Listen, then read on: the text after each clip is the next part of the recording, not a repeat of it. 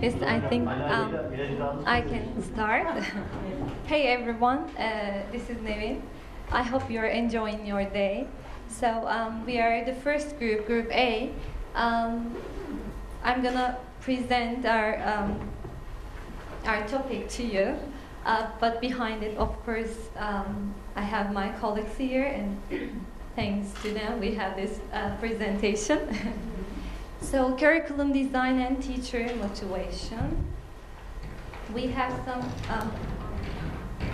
headings here, so I'm gonna explain them in a minute to you. So this is an overview. We have needs analysis and objectives, content and materials, teaching methods, and finally we are going to talk about assessment. And under these headings we have some questions, so we have the answers for them.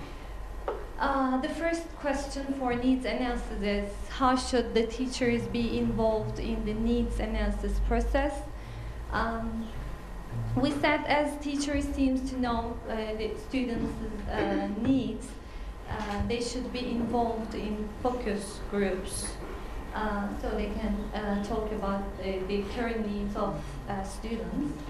And of course this is an ongoing process, and we should decide on questions both with faculty and prep teachers, so we should be in cooperation with them. And how can teachers' involvement affect their motivation? Of course, they will feel safer and they will embrace the ideas, and the transparency in the institution is really very crucial, we think. The other topic is content. So to what degree does the teacher have a say in the content? Should it be dictated? So all of the students have different learning styles. That's why being flexible is very important here. That's why, sorry, where is it? So sorry, I think I'm a bit out of the content, right? Yeah.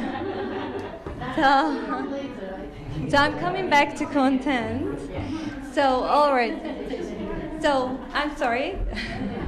So we start feedback from the teachers. We should get feedbacks from the teachers, and then we can make the necessary changes accordingly. And we said all teachers need to be involved in the decision making of content.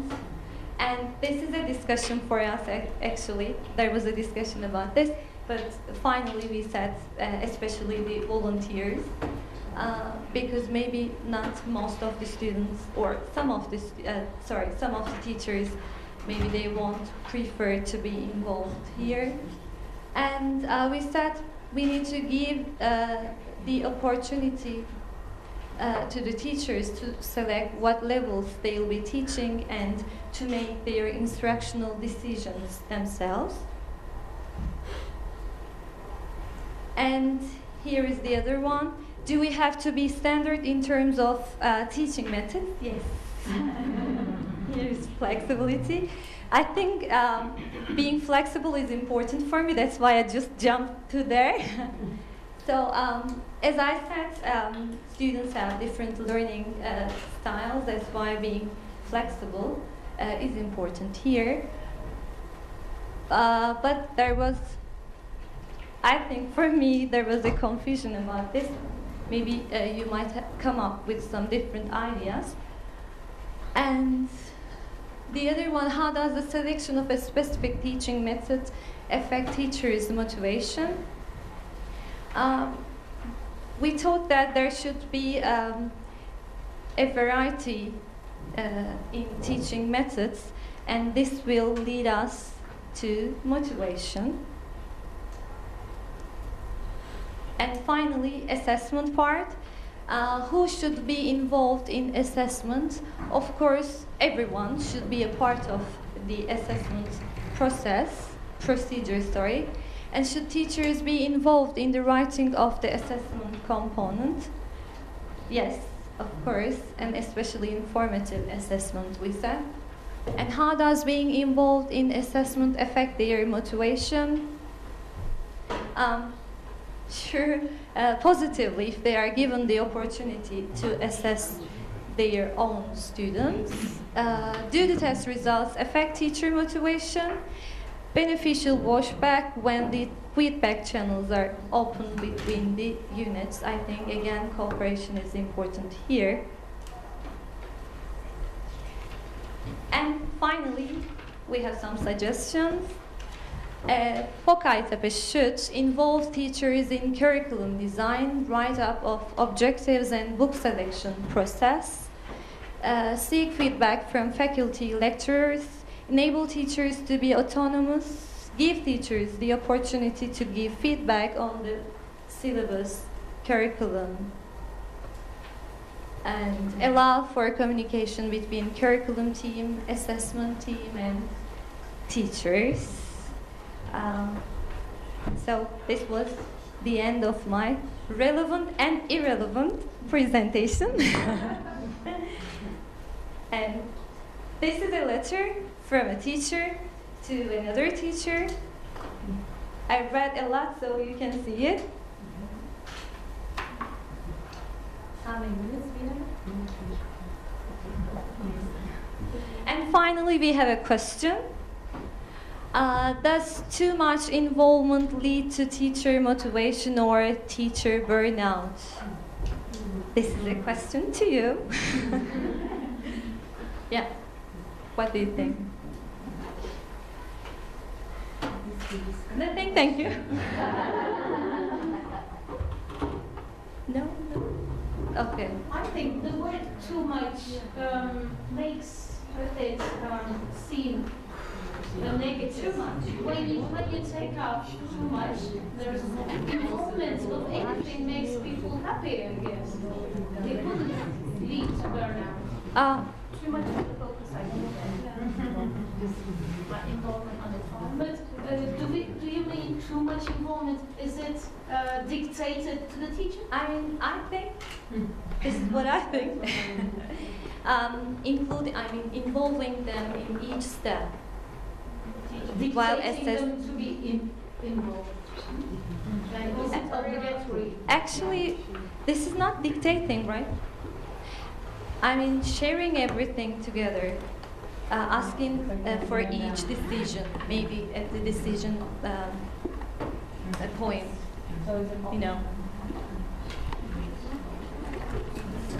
For example, there was a thing that we talked yesterday. We said teachers should be given the opportunity to choose their levels. This was a discussion for me. I didn't say anything yesterday, but this is because always I have lots of questions, so I don't want to prevent something during the discussion. But I'm the curriculum officer, and at the same time I'm a level coordinator. So I don't know how it's. If you just ask them to choose their levels, what kind of a confusion will there be? So I have really some big questions on my mind. So what do you think? I think getting feedback from teachers related to the book selection, the exams, the objectives, anything is vital. But when you ask teachers to write the exams, grade the exams, choose the objectives, choose the course book, and so on, then it becomes too much, I think, and it would affect motivation negatively. Do we have? For example, and there is another point here.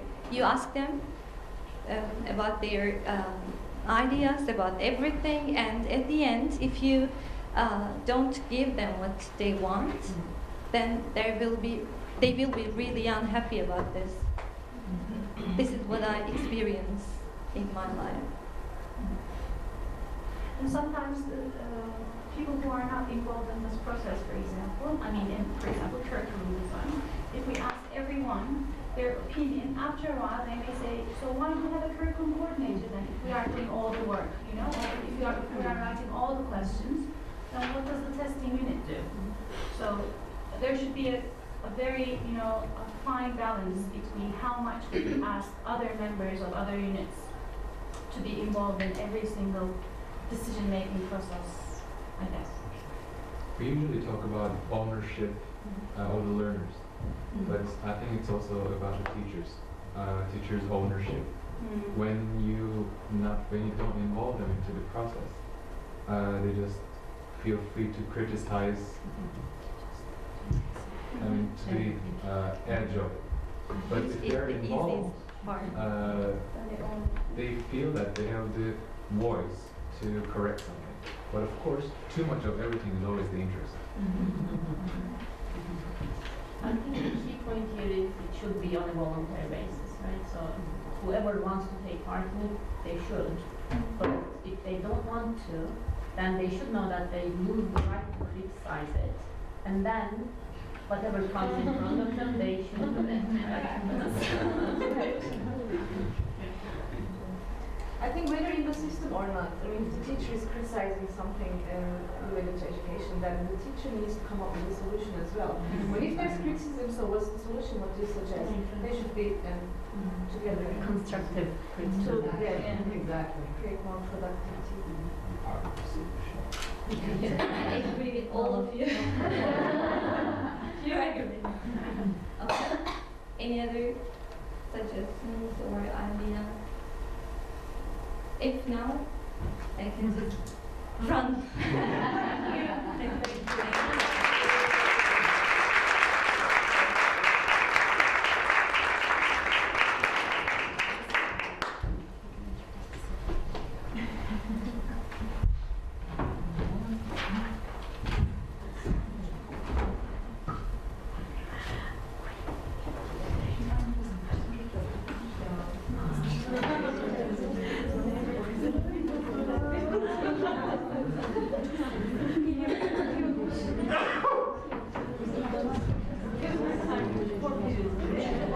Thank you very much. Group B, please.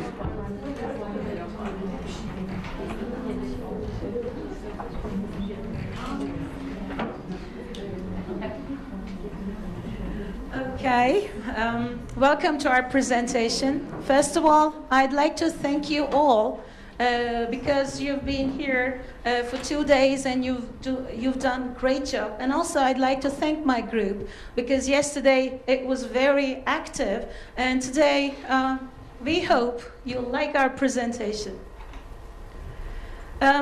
Just a quick overview of what we are going to talk about now.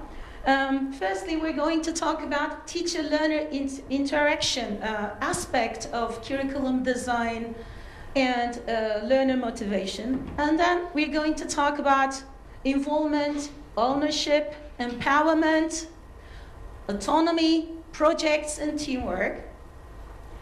After that, we're going to be talking about diversity of needs, interests, and background, and also how we can have flexibility in curriculum design in terms of creating more learner motivation.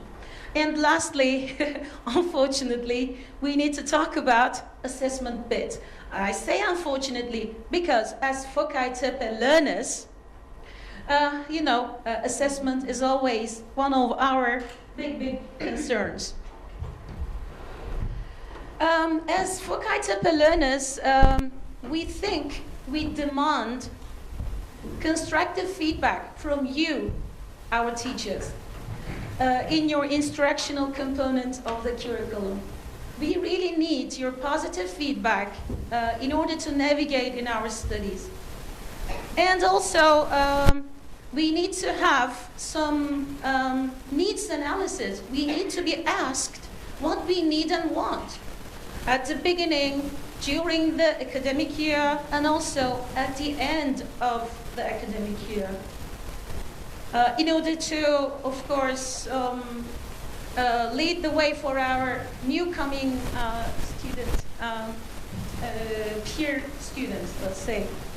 And we also need some extracurricular activities. Our learning English should not be limited to the class. We students don't like the walls, being enclosed in walls. Also, we do need that. We should socialize somewhere else, perhaps with our teachers and also the administration, we guess. And this could also be on the virtual environments like social networking sites. And also, we could create some fun activities like dramas in English. And we also think that our teachers, and maybe perhaps, there are some very active administrators, perhaps they could also take some roles in dramas in order to give us some encouragement about drama.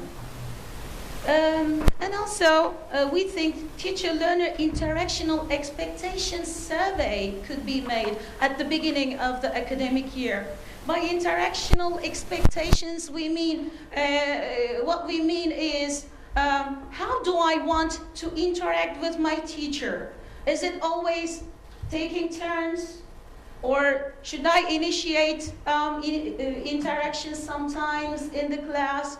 Or do I want to be told my exam results in the classroom in front of all my fellow classmates? Maybe I'd like it to be posted on my email address, whatever. But as students, we are not very sure how to implement this in the design of the curriculum. Perhaps you teachers could help us formulate it in a more concrete way. And our second aspect was involvement, ownership and empowerment, and autonomy, projects and teamwork. First of all, we need to get recognition from our teachers and curriculum designers. We could be invited to focus group meetings. And in these focus group meetings, what we say would be taken into consideration by the teachers and the curriculum unit. Getting involved in decision making would make us feel valued as learners. Maybe we could be asked about what kind of projects we would like to work on. Maybe we could be asked on how many assignments we should have in a year. And maybe we could be asked what kind of activities we're more interested in. Or maybe we could have a say in choosing the discussion topics in the classroom. And also, as, how do we say, I think novice, the word is novice. As novice university students, we need some navigation tools. We need some skills and strategy orientation, or we can call it training, instruction, whatever you say. But we need to be told different ways of doing things. Because at high school, at primary school, we had never been in such a big involvement of learning a language. It was more like, English. But now we need to learn it more seriously. So, my teacher, can you show me ways of how to do it? And also, we want to be in the center. Sorry, you are always in the center, but we do want to be in the center.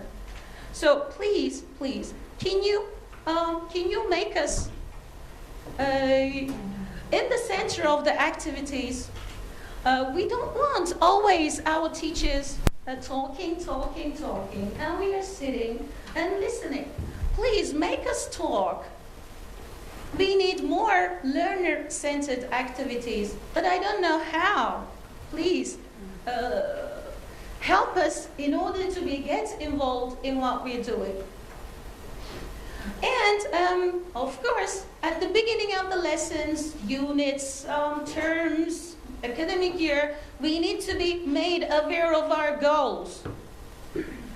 Maybe we set our own goals, but they may not be relevant. Please help us be aware of the goals, tell us what our goals could be.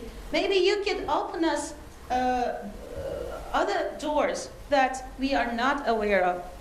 And perhaps we could learn about what we can do at the end of a section, unit, or at the end of a term or year.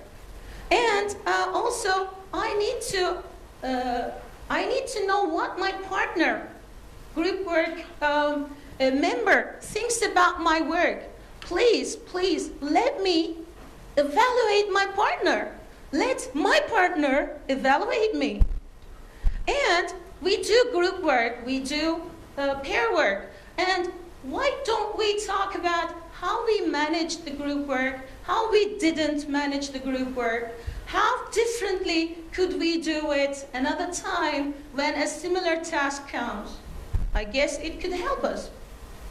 And here also in group works, we could have different roles. You know, you could assign us different roles. One of us could be a secretary, the written part. One of us could be the spell checker. One of us could be pronunciation checker. Whatever the task requires, okay? Or sometimes you could even assign me the role of a teacher in order to present some part of the lesson. Okay, and we need variety of texts from different fields of study and different topics. Also, we need some cultural variety in order to get some awareness of what different cultures do. And also, the activities we do should be a little open to change. Sometimes we feel bored. You can see it from our eyes, expressions on our faces. And we need a chance to choose the type of activities. And now I'd like to turn over to my friend Mehtap, who has a great idea of pool of activities. Mehtap, could you briefly tell us about your idea? Hi everyone, it's a reading activity.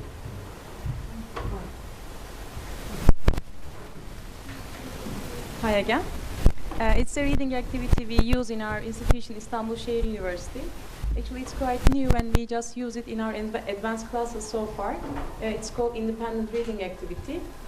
For this task, at the beginning of the module, the teacher brings an academic interest survey to the class and gives some options to the students, and they just put a check to the topics that they're interested in, like music, sports, technology, media, any kind of things that we think that they're interested in. Or if okay. And then teacher just search for some articles, some reading texts. They can come from short stories, newspapers, or some academic journals. And then every week, 1 hour, teacher brings the text to the class. Each student has to use the same text, but they are free to choose what kind of activities they want to complete using this text. And they are free here depending on their needs. For example, we have these tasks like paraphrasing, summarizing. If the student thinks that they are quite weak about this, they complete such activities. And at the end, they have 3 options: creating a poster, writing a reflection, or making a short video. Okay, Mehtap, thank you very much. My pleasure. And I guess you can ask your questions about activity pool in the question answer section. And back to me here, we need multiple perspectives, not only from the eyes of a single person, but we need to have multiple perspectives in the topics we discuss in the classroom. And also, the texts we're dealing with in the classroom should be innovative. I mean, the concept could be traditional, conventional, but it should have a different angle, an innovative angle, in order to appeal us. And this appealing real-life related input could engage us more in the class. And also, we are digital natives, and we need some tech-based activities in the classroom, please. And as you may guess, maybe you're familiar with this cartoon. Our next topic is the assessment bit.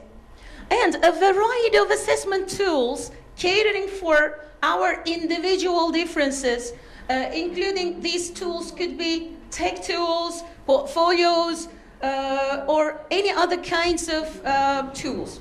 And the assessment tasks should be achievable. It should have a positive backwash effect. Washback effect, okay? And assessment, the tests should reflect the curriculum. What's done in the classroom should be asked in the assessments. And we need some flexibility, please, allowing for action plans based on exam results. We need to give feedback to our teachers in order for them to shape our learning, in order for us to get some remedial teaching from our teachers. And I think, as learners, we think that we can have a say in the evaluation of the assessment we're given. I think in the curriculum design, some class time could be allotted for students to evaluate how the testing is done, how they are assessed of what they have learned. And we also talked about rubrics and rating scales. Sometimes we don't understand as learners what you mean by rich vocabulary, appropriacy, smooth transitions. Could you please simplify them for us? And also, we would like to learn about our common mistakes. Why not have some common error analyses in class time? And perhaps this could be in the curriculum or maybe supplementary materials. We could talk, however, about our common mistakes, right? And this is my marvelous group. Thank you all. I want a little applause, maybe a round of applause for my group and my dear facilitator, Kerem. Hello, Kerem. And now, probably you have questions. And I hope we have answers, because we're learners. Don't be too strict on us, okay?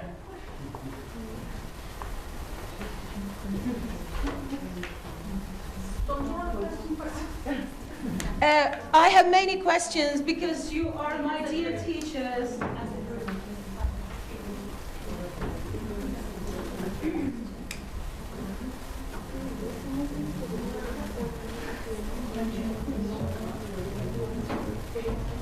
Would you like me to rewind the slides? Perhaps you can remember any points to ask about. Okay, thank you. Thank you very much for listening.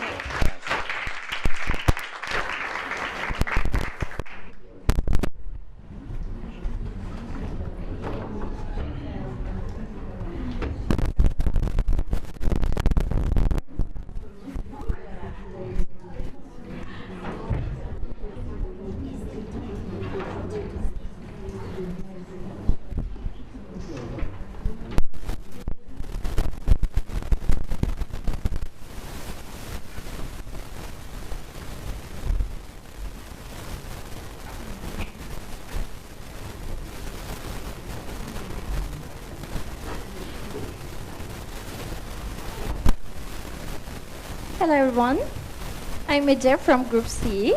I'm here to represent them.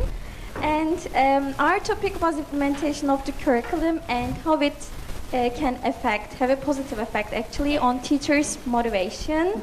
So first of all,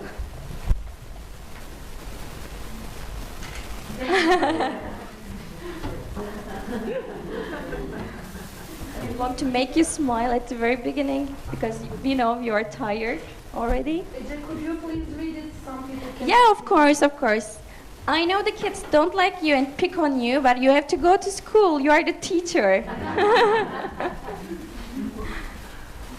And also I'd like to thank to all of my group's members. Here you can see our names. Okay, so let's start. So first of all, when we think of our scenario, we are FOCI instructors, and our FOCI instructors cannot reach a consensus about what the curriculum is. So should we take curriculum into consideration as a Bible, which is set in stone to be followed slavishly, or is it just a guide evolving as a tool to achieve our objectives? So we have just come up with a table like this. Maybe the things, the components of curriculum which are set in stone, maybe what to teach. Like our objectives, course books, because students have to buy them, you know, at the beginning of the year, and which allows room for flexibility to us is about how to teach, in what ways. So maybe like pacing, supplementary materials, they can be all changeable. Why we drew a table like this? Because, you know, there are different views in all institutions, because there are different teachers and they have different views. And also there is a curriculum team, you know, they are more knowledgeable than maybe other teachers about these issues. And our institution's philosophy, our mission, vision, you know, everything is very important. And also we have lots of different learners having different backgrounds, and also having different styles of learning. And also we ask the questions to ourselves, what do we mean by implementation? Then we go one by one. First of all, we should make day-to-day decisions, and it should be on, these decisions should be on choice of materials, choice of tasks, methods, activities, classwork and versus homework. It's not just about an academic year, because, you know, things are flexible and changeable every time. And also we should cater for our individual students' needs, learning styles, interests, and also dynamics of the classrooms are very important, because, you know, maybe we can carry on our profession excellently in a classroom, but it can change in another classroom with other students. And also our pacing. So following pacing or prioritizing things in the weekly plans maybe sometimes can be an important issue. And also individual teacher style of teaching. We all have our own ways of teaching, you know. So first of all, we discussed about autonomy, and maybe we can, you know, consider these some problems about autonomy regarding this issue. The relationship between learner and teacher autonomy is of utmost importance, because if we are not autonomous teachers, how can we expect our students to be autonomous students? And also, should we have complete freedom, or should there be a flexibility and responsibility with certain constraints? Because, you know, we cannot be totally free in none of the institutions, of course. And also, all teachers are at different stages of autonomy. This can change from person to person. So, what are our solutions? What can we do to foster teacher autonomy? First of all, we need, of course, ongoing professional and personal developments, which include teachers' collaboration. It's very essential, like you said. Maybe action researches, workshops, demo lessons should be conducted, and also we can share our practical ideas in these demo lessons, and peer observation, peer guidance also are very essential components. And of course, constructive feedback on performance, because we need to build our confidence, self-confidence, and competence. Encouraging materials production, we can maybe work collaboratively with material development units, and we can share our materials with each other.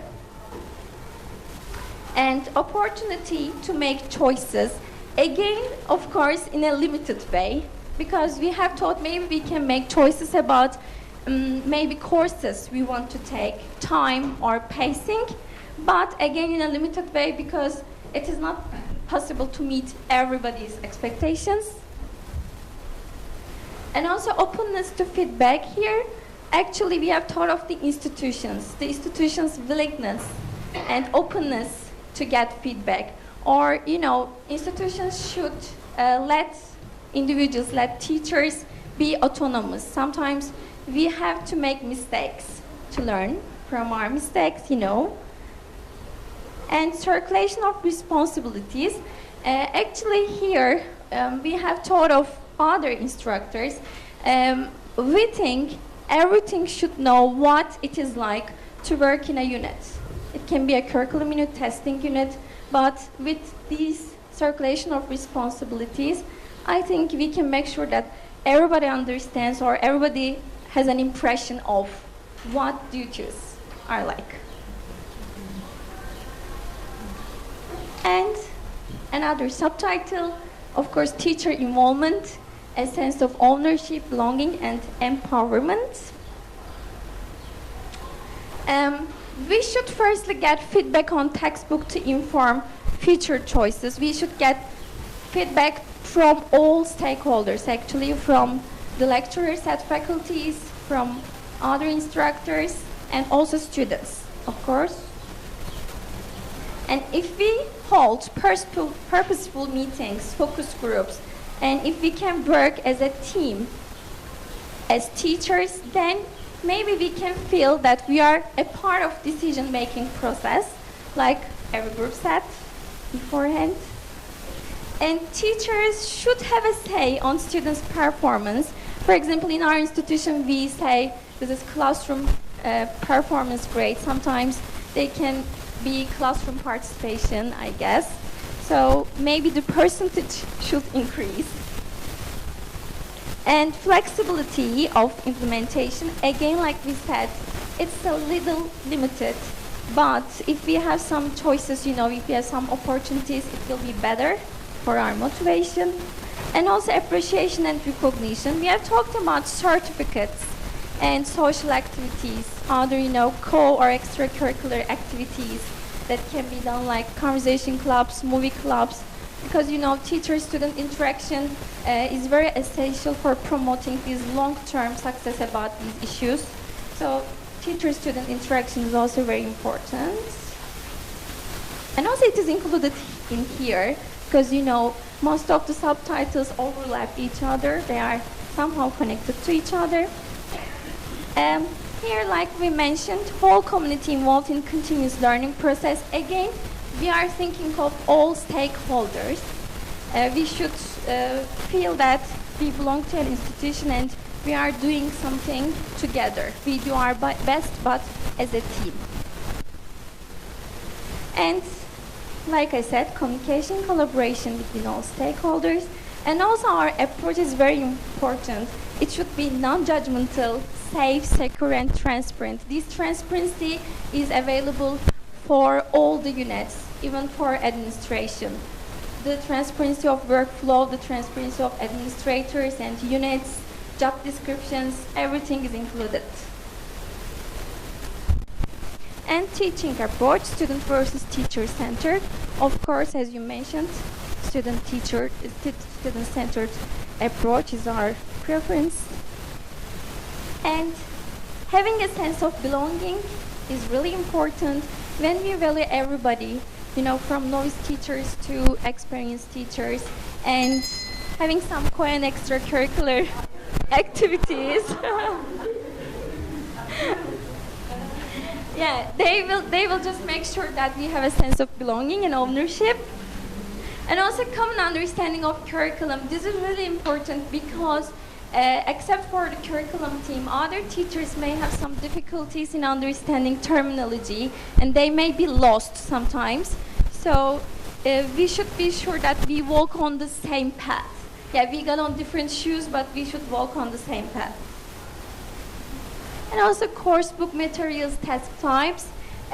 Both students and teachers will be more motivated when they use authentic materials, multimedia and social media. And also product versus process-based. We thought maybe process-based tasks will be preferable. And of course, teachers should feel comfortable with adapting and supplementing our course books, their course books, sorry, and testing, as you mentioned in detail. We are not mentioning in detail because actually grading, marking, all this stuff never motivates teachers, but if testing and teaching go hand in hand, if testing units and curriculum team work collaboratively, then I think it will boost our motivation. And stress burnout, which one is the most important issue, I guess. Of course, we need more holidays, less working hours, less last-minute duties or strict working conditions. And also, we shouldn't be over ambitious. If we have a realistically paced curriculum, if our expectations, pacing, timing are realistic, then we don't want to keep up with all the things, and it will foster our motivation. And thank you. This is my lovely group.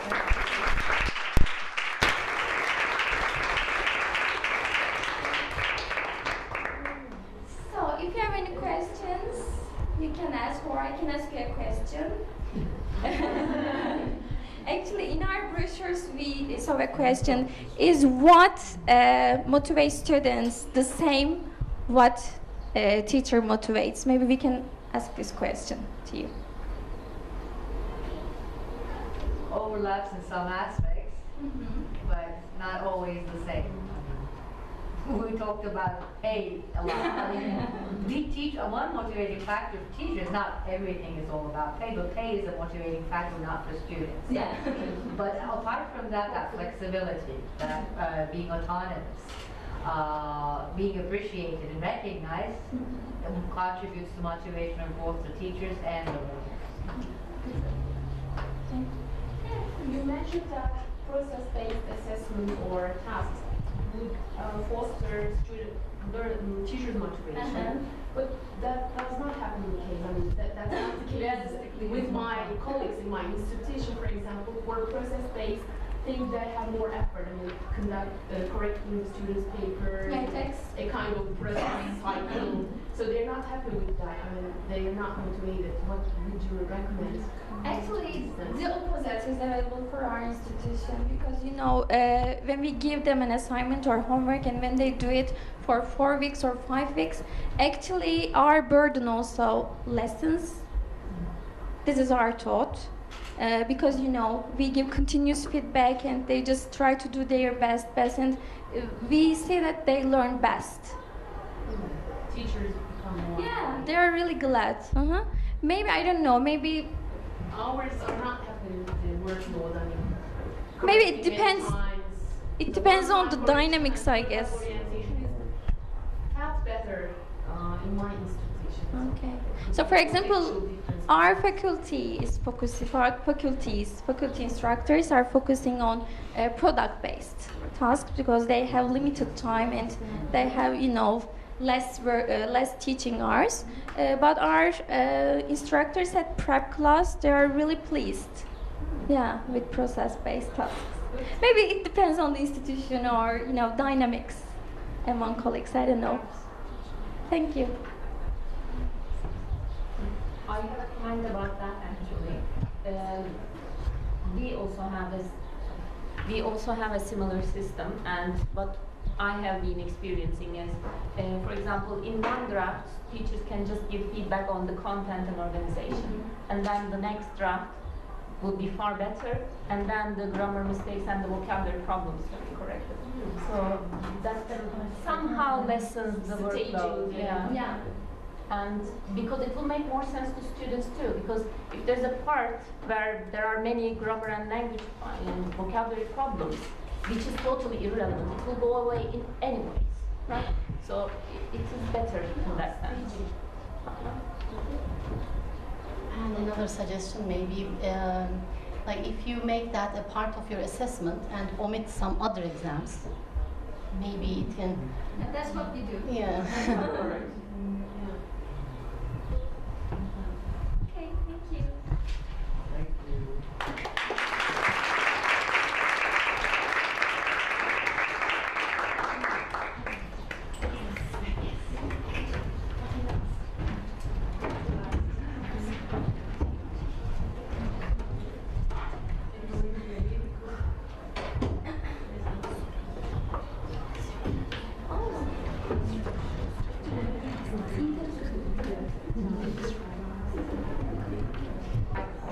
My name is Ayça Palancılar from Koç University. Before I start, I would like to thank the FOCI team, William, Jonathan, and Funda, for having us here in this beautiful city where I was born. We learned a lot during the past 2 days. As Group D, we talked about how we can implement the curriculum in a better way by thinking about the learner issues, the issues that they come across, actually. This is our selfie as Group D. So first, we'll be talking about the issues related to teaching materials and task types. Next, we'll be talking about learning atmosphere and the problems related to that. And we'll be further talking about autonomy and flexibility, assessment, and interaction. So can you please, as you listen, make notes on the most demotivating problem from the learner's perspective, and the most and the least suggestion that we offer, the most applicable one and the least applicable one. We'll go back to these questions at the end of the presentation. So to start with, as a learner, I believe that the lessons are hocam ya, boring, because the textbooks are boring. That's the reason. So to make lessons more interesting, to draw their attention more, and to engage them more into the lesson, we can give them diagnostic tests if it's a writing class, for example, an essay task. And then at the end of the semester, they can compare both products and see how they have improved. And feedback from the learners about the course book, about the materials used, about the teaching methods, maybe learning methods. And this can be done after each lesson. This can be done weekly, like reflection, or mid-semester feedback, end of semester feedback. And we can give them questionnaires to learn about their learning styles, learning strategies, and their needs and interests, and then we can adapt our lessons accordingly. We can adapt the materials accordingly, because it's all about the learners. And we can have interviews, one-to-one or whole class interviews. So it's important to get their ideas from time to time to adapt our lessons in a more effective way. So some students, at one point in the lesson, turn to their partners and ask, what are we doing? Which page are we on? So to overcome this issue, maybe we can set the meaning of the task. Why are they doing this? If they know why they are doing a specific task, then it becomes more meaningful. And if it's production-based, if it's communicative, because if they cannot use English in the real world, then it doesn't make sense for them. Like they can write, okay, but can they communicate with other people of other cultures in real life or in their academic life when they start their faculty education? Will they be able to use English effectively? And if the goals are more realistic, then the students are more engaged. And of course, bringing in authentic materials,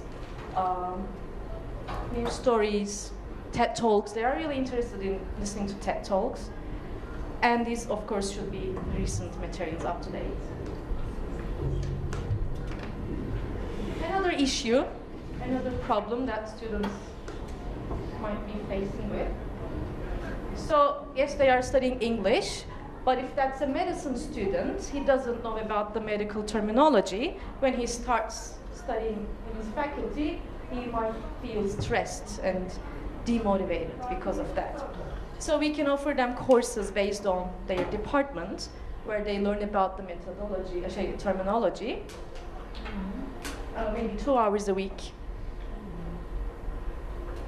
And the atmosphere should be relaxed, it should be familiar, because sometimes they feel limited, they feel under pressure in the learning environment, because they have to do a specific task within a given time limit, with a partner chosen by the teacher. So to have variety, Emrah suggested artificial intelligence, and this is an application that you can download to your cell phones, smartphones, and the students, it's like Siri. So there's an imaginary character, and you can ask any questions. So it checks pronunciation, And the questions should be grammatically correct so that the machine understands the student and they can have a conversation. Let's listen to a couple of seconds of that to get an idea. And her name is Alice. Alice, I think. Yeah. What's your name? My name is Alice. What are you? I am the latest result in artificial intelligence, which can reproduce the capabilities of the human brain with greater speed and accuracy.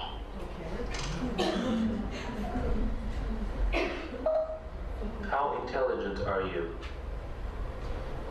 My IQ is over 250 in human terms. Are you more intelligent than a human? Yes, there is no doubt that I am smarter than a human.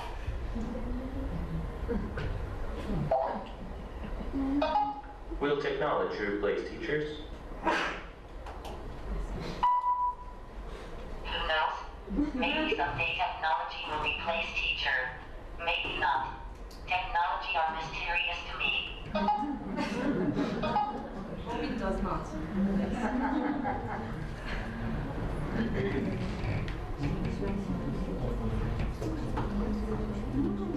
So that's one application that you can use. Another one is Socrative. I don't know if you're familiar with this. You can design quizzes, vocabulary quizzes, and they download it onto their cell phones, and at the same time everybody can take the quiz. And Kahoot is another very popular application website that you can again create quizzes, they can play games, vocabulary games, any kind of activity that you can design. So they like technology, let's give them technology. Okay, next issue is about autonomy and flexibility. So yes, they are exposed to English within the classroom. How about outside the classroom? Because they don't want to be limited. English is everywhere, all around the world, right? So if in our institution we use an online learning management system, most probably maybe you are also using that. So we can upload free access materials on maybe practicing 4 skills, listening, writing, speaking and reading. And there can be independent learning centers. For example, they can write an essay or they can record their voice or interview each other. And if they can get feedback from the instructors, then they can follow up with their weaknesses and they can work on that. Online libraries like an online writing lab maybe. Purdue University has a great online writing lab. They have all the documents for the students listed there. And online material banks. Something that they can do outside the classroom, again including technology, because it's the technology era. And we came up with a lot of problems related to assessment. One of them is this one, exam anxiety. So apart from yes, we have to administer the exams, we have proficiency tests. But apart from all these, we can make use of alternative assessments like portfolios. They can interview each other, they can walk around the campus, interview professors, instructors, other people, and they can make videos, create videos. And of course, we can have one-to-one tutorials. And maybe if possible, if the exams if you can shorten the length of the exams instead of having like 3 hours, maybe 1 hour. I don't know if that would be possible, but that might be less stressful on the students. And it's important for the learners to be clear about what they are being assessed on. It's not possible to explain them everything in the rubrics, maybe, but if we tell them, I'm going to take a look at the content of your essay, the language, organization. And what I mean by organization is, are you using linking words? Are the ideas related to each other? Are you creating relevant or irrelevant ideas? Also, we can create peer editing tasks, peer editing sheets, and then they can check each other's essays or maybe speaking. And we can show them sample essays, one of which is a higher score and the other is on lower end. And they can see both examples and then compare these to their own work. Another issue about assessment is some teachers give high grades and others give lower grades. So 2 teachers marking the same paper, at different times, of course. So that might be a suggestion made by the students. But of course, 10 minutes, okay? It might be useful to have norming sessions as the language center, as the prep school, to standardize teachers. And what is covered in the class will be in the exam, but if the student comes across something that he has never seen in the class, then he might get stressed and feel demotivated. So we can give them mock exams and practice tests to make them more familiar with the question types, multiple choice, short answer, and the instructions. If they are familiar with the instructions, then it would be more motivating for them. And another issue might be they take their essays back and they say, teacher, you wrote more than I did. A lot of feedback. And I don't understand. Because when we use error correction codes, they don't understand. Like SP, yeah, it stands for spin, but still it would be hard for them to correct all these mistakes. So if we give them one-to-one feedback and start reading the essay together with the student from the beginning to the end, that might be more constructive, more helpful. Tutorials and office hours, we can make more use of that, if possible. And the last theme we'll be touching today is interaction. So they might feel disconnected from the department or faculty. We can have guest speakers in our English classes, maybe if not professors, instructors, or students who are studying at the faculty. Peer advisors might be useful. From time to time they can meet on a weekly basis, monthly basis maybe. And counselors, some schools have advisors for the students, some don't, some have counselors, so whenever they have a problem they can consult these people. Okay, so let's go back to the discussion questions that we had at the beginning. Which problem do you think is the most demotivating for the learners? And which of these suggestions that we offer is the most and the least applicable? First, can you please turn to your partner and talk together for like 2 minutes, and then we can discuss as a whole group. 2 minutes.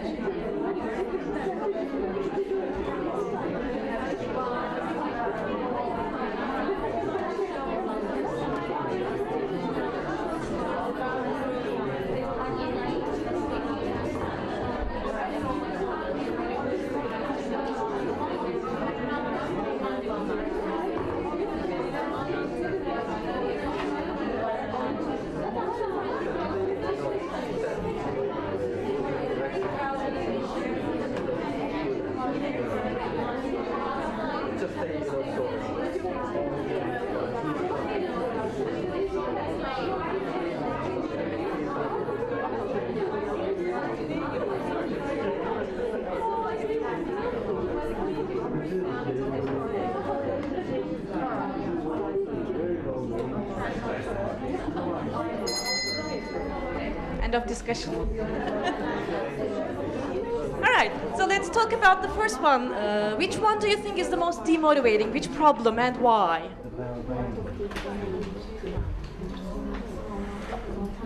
I think the most demotivating one was about. Sorry. Okay. I think the most demotivating one was the one with grading the writing tasks. When we are giving midterms, students are complaining about the grades that their friends, their classmates have from other classes. They say they got higher grades. So I think there should be a standard between teachers. Although they have a rubric, there's still a problem. So that's my opinion. I don't know whether others have other views. Although these are different essays, they're not fully aware of Anyone else?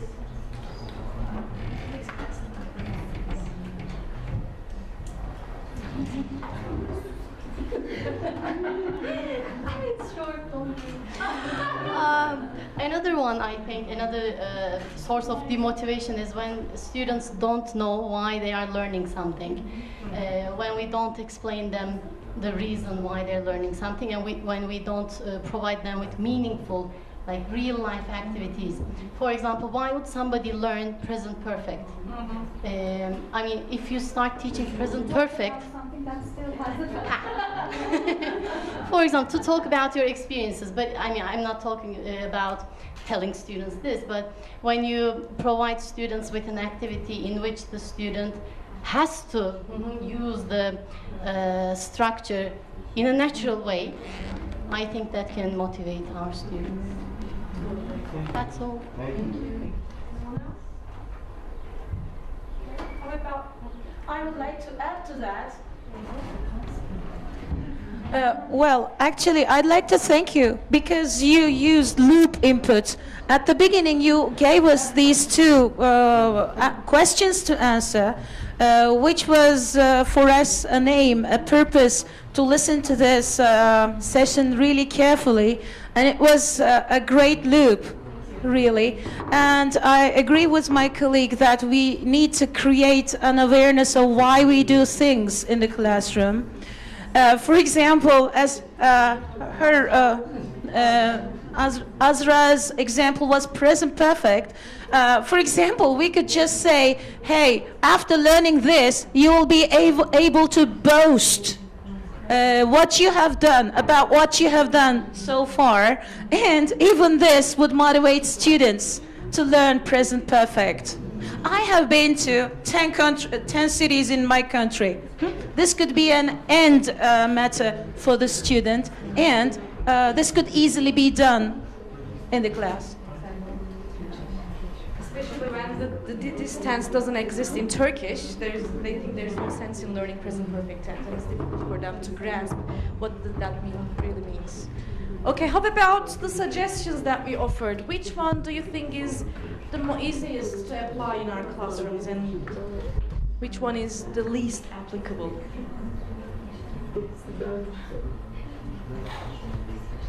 All of them are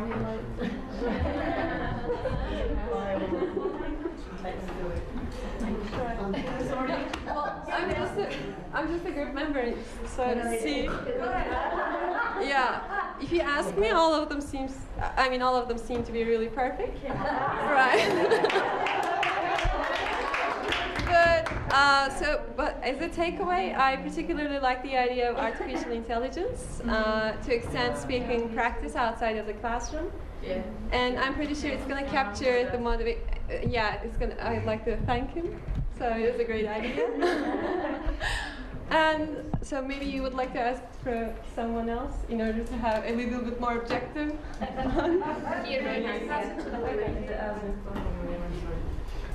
I liked all of them. No. I liked all of them, but still, I have one favorite.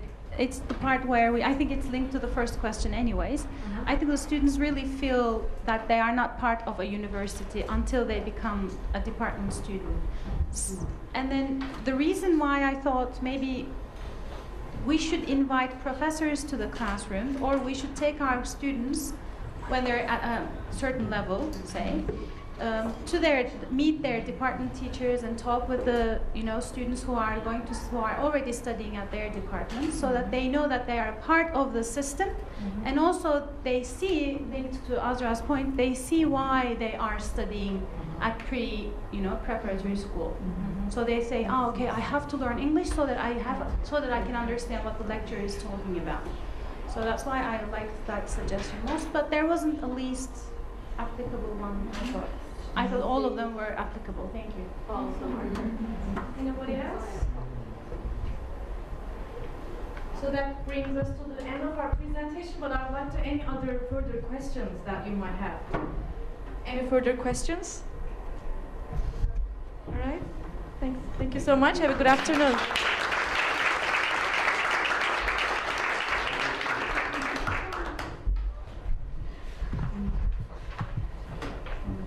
Thank you very much, all four. There is no door prize. No prize? No prize, no prize. We're going to go outside for a group photo now, please. Then we're going to have a baklava. Short break. I don't know, did you bring the baklava? You brought it. No, you brought it. Oh my God. Did Bill Kent bring the baklava? We're going to have a short break after the photo, and we need to be back here, please, in this room at 3:15. 3:15 here. So photo downstairs first. There's someone waiting. Then a break. Then back here 3:15. Thank you. Thank you.